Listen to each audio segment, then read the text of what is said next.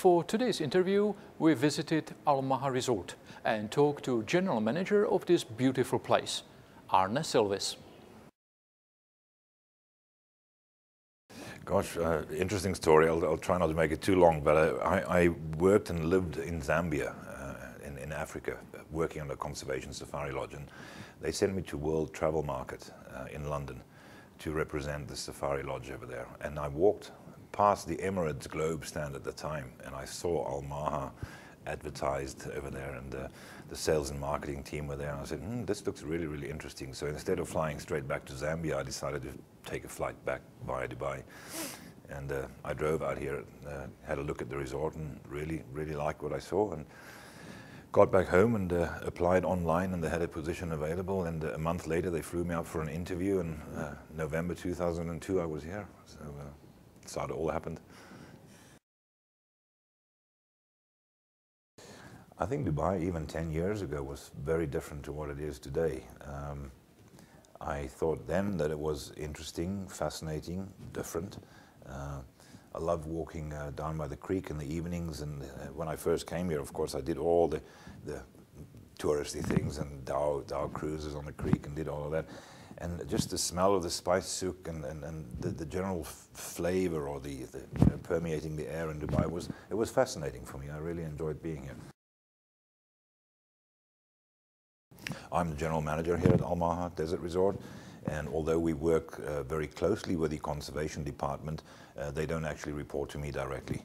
The property is owned by Emirates Airline, and the conservation manager, Greg Simpkins, and his team of 13 conservation officers and staff gathering information on insects and reptiles and mammals and plant species.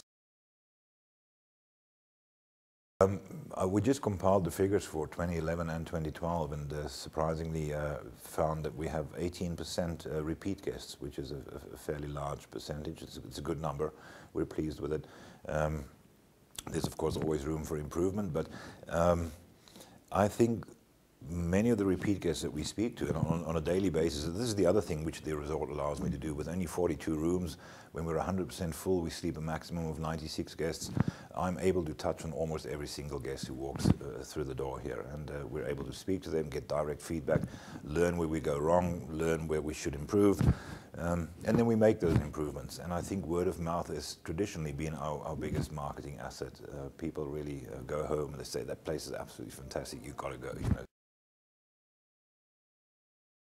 Absolutely. I think the climatic conditions, certainly in summer, it is sometimes hard to motivate the team, especially in the hot summer months. And you've seen the resort, everything is outside. Room service, housekeeping, food and beverage service. The engineers, the gardeners, everybody works out on almost 2 square kilometers of gardens and grounds. I think for me personally, it has certainly set me on a wonderful career path. Having previously worked in Namibia, Botswana and Zambia, and much smaller safari lodges, conservation lodges, the scope for growth really wasn't there. And this is part of the reason why I came to Dubai.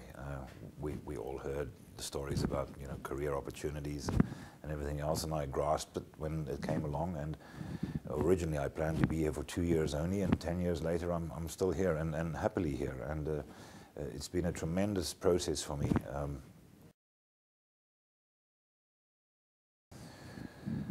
I think I remember when I first joined here, my boss said to me that you have to remember that in Dubai your reputation is as good as your last act.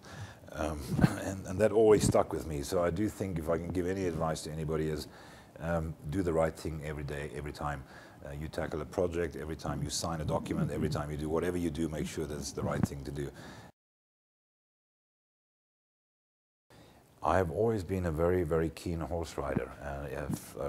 I think I could ride horses before I could walk, and it's always been a dream. I rode endurance in South Africa, but not much. And when I came to the UAE, it was really like a dream come true. I'm instrumental in keeping the stables going. We have 16 purebred Arabian horses down there. Most of them were gifted to us by Sheikh Hamdan and Sheikh Mohammed when they finished their careers on the endurance racetrack or the flat racetrack. And I remember a number of years ago, in 2006 or 2007, when I completed my first 120-kilometer one-day ride here in Abu Dhabi, which to me was a wonderful achievement, and I did it with a group of friends. We didn't ride to compete, we rode to participate, and we all finished with horses that were beautifully sound, and we felt great. And it was something like 8 hours saddle time, but it was a wonderful experience for me. It was great. Gosh, another 5 years, possibly still here in Dubai. I have no real intention of moving anywhere else. I'm in love with Al Maha. I love this property, and it's truly unique. In another 10 years from now, possibly back in Africa somewhere, if all goes well and the plan goes as it should, hopefully back in Cape Town. So,